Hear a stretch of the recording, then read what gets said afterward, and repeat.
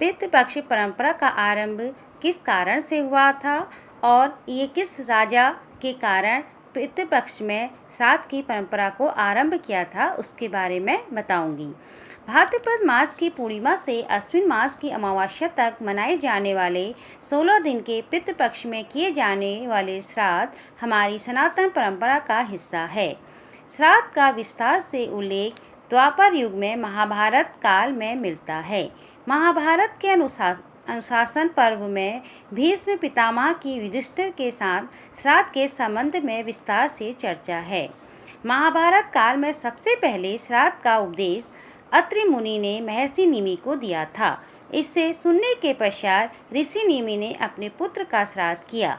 इसके अलावा महाभारत के युद्ध के बाद श्री कृष्ण के कहने पर पांडव अपने मृतक परिजनों का श्राद्ध सोमवती अमावस्या के दिन करना चाहते थे, जिससे उन्हें मुक्ति मिल सकी, लेकिन उनके जीवन काल में सोमवती अमावस्या कभी नहीं आई।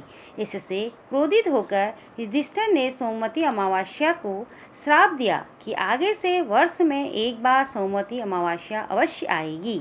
यही नहीं, इससे पूर्व त्रेता युग में सीता द्वारा दशरथ के पिंडदान की कथा भी सर्वविदित है। लेकिन पितृपक्ष की शुरुआत महारथी कर्ण के जीवन से जुड़ी है। ऐसी मान्यता है कि कर्ण की मृत्यु के बाद जब उनकी आत्मा स्वर्गलोक पहुंची तो उन्हें खाने के लिए सोना और गहने दिए गए।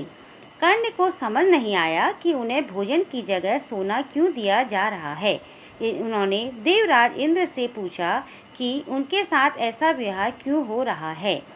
तब इंद्रदेव ने उन्हें बताया कि उन्होंने अपने पूरे जीवन में स्वर्ण का ही दान किया, कभी अन्न, जल तथा का दान नहीं किया। यही नहीं, उन्होंने कभी अपने पूर्वजों का तर्पण और पिंडदान भी नहीं किया। यह सुनकर कर्ण ने कहा उसे अपने पूर्वजों के संबंध में कुछ ज्ञान नहीं था, इसलिए उसने कभी तर्पण और पिंडदान नहीं किया। यह सुनकर इंद्र ने कर्ण को उसकी गलती सुधारने का अवसर देते हुए 16 दिनों के लिए वापस पृथ्वी लोक भेज दिया। पृथ्वी पर आकर कर्ण ने अपने पूर्वजों का साथ श्रद्धापूर्वक श्राद्ध किया और अन्न, जल तथा वस्त्र का दान किया।